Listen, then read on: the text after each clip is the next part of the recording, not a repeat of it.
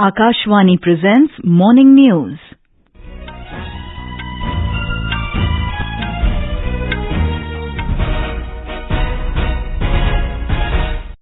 Good morning, I'm Sarabjit Kaur. The headlines. Prime Minister Narendra Modi assures all help to Uttarakhand and Himachal Pradesh governments to battle flood crisis. IMD warns of extremely heavy rain in Uttarakhand, Uttar Pradesh and eastern Rajasthan during next 2 days. Finance Minister Nirmala Sitharaman to chair 50th GST Council meeting in New Delhi today. External Affairs Minister Dr. S. Jaishankar to hold talks with his Maldivian counterpart Abdulla Shahid in New Delhi.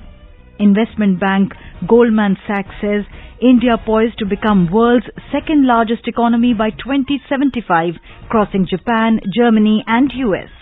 And in women's cricket, India-Bangladesh second T20 International to be played in Dhaka this afternoon. And now the news in detail. Prime Minister Narendra Modi has assured all help to Uttarakhand and Himachal Pradesh governments to battle flood crisis. He took stock of the situation arising out of excessive rainfall in many parts of the country, including in the two states. Mr. Modi also spoke to senior ministers and officials in this regard. In a tweet, the Prime Minister's office said local administrations, National Disaster Response Force and State Disaster Response Force teams are working to ensure the well-being of those affected. Uttarakhand Chief Minister Pushkar Singh Dhami stated that he gave detailed information to the Prime Minister about the loss of life, property and crops, condition of roads, operation of Char Dham Yatra and Kawad Yatra in the state. In their telephonic conversation, Mr. Dhami briefed the Prime Minister about the rescue operations being carried out by the SDRF, police and administration. In Uttarakhand, Dehradun, Uttarkashi, Haridwar and Tehri districts are experiencing heavy rain since early this morning. Chief Minister has directed state police, NDRF, SDRF and other concerned personnel to remain on high alert in sensitive areas. He has asked all officers to work in 24/7 active mode. More details from our correspondent.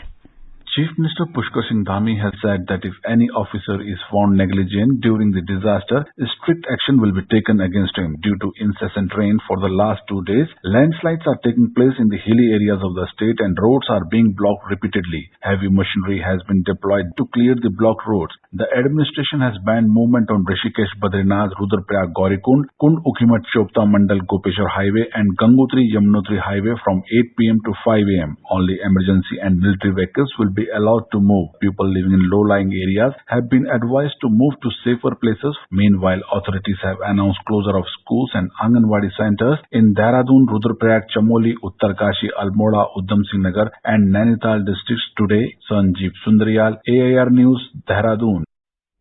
Briefing the Prime Minister, Himachal Pradesh Chief Minister Sukhwinder Singh Sukhu gave detailed information about the loss of life and property in the state. Mr. Sukhu urged for a special economic package from the central government. He also urged Mr. Modi to declare the situation as a national calamity. Our Shimla correspondent reports about the situation in Himachal Pradesh.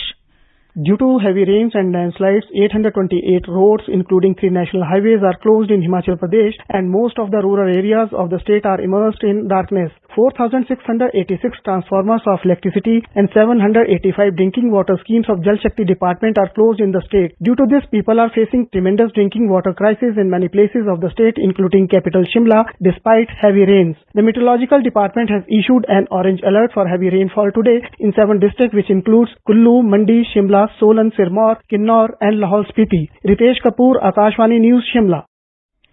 Meanwhile, India Meteorological Department IMD has warned of heavy rain in Uttarakhand, Uttar Pradesh and eastern Rajasthan during next 2 days.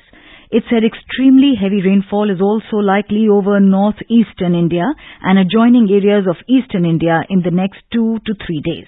Met Office said in the past 2 days, an interaction between a western disturbance and the monsoon trough led to extremely heavy rainfall over Himachal Pradesh, Uttarakhand, Punjab and Haryana, causing landslides, flooding and widespread damage.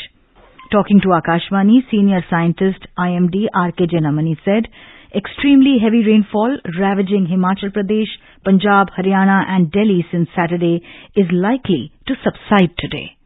The heavy rainfall warning or alert. The rainfall status over North India has improved significantly, and mainly the today heavy rainfall warning orange alert over Uttarakhand. Himachal Pradesh not much rainfall likely and yellow alert. And in the NCR Delhi region there has been significant improvement, and only rainfall will be light rainfall, and in last 24 hours it has been light to moderate rainfall over Delhi area.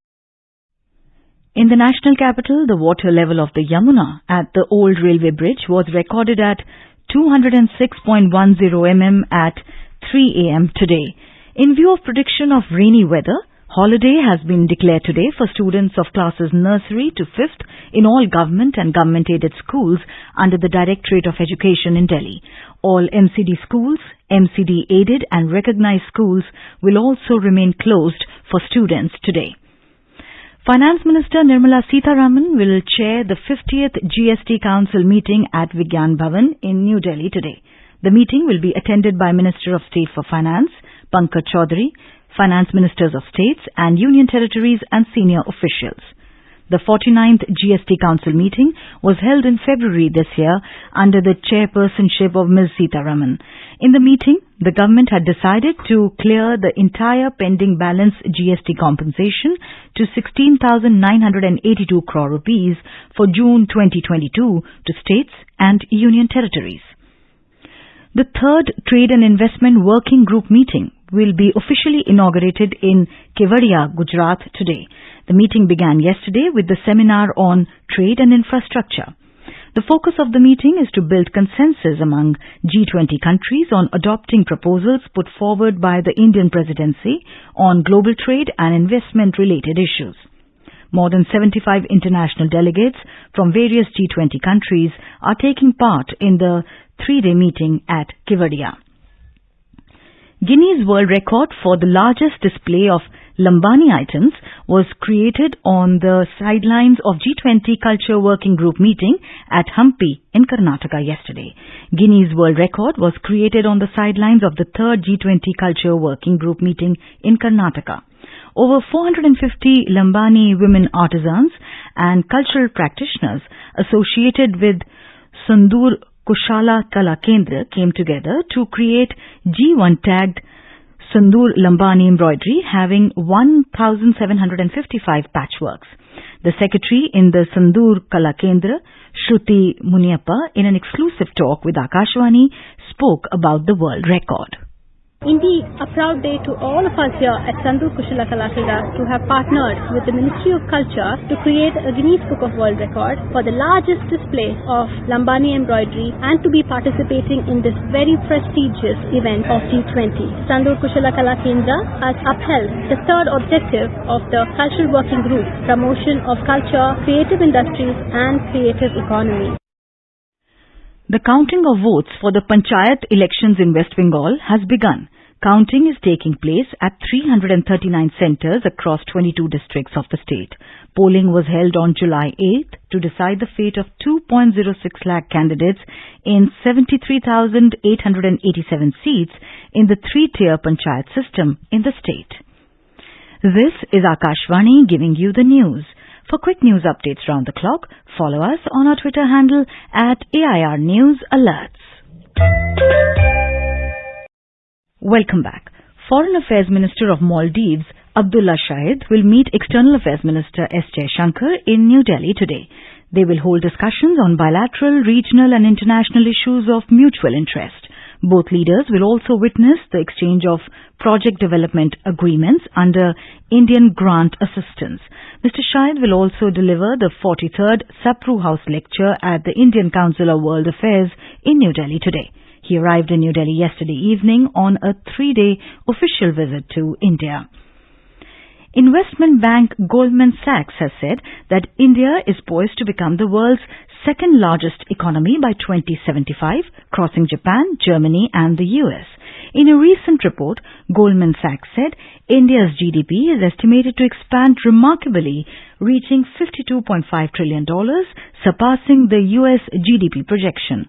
On top of a burgeoning population, the forecast is driven by India's progress in innovation and technology, higher capital investment, and rising worker productivity.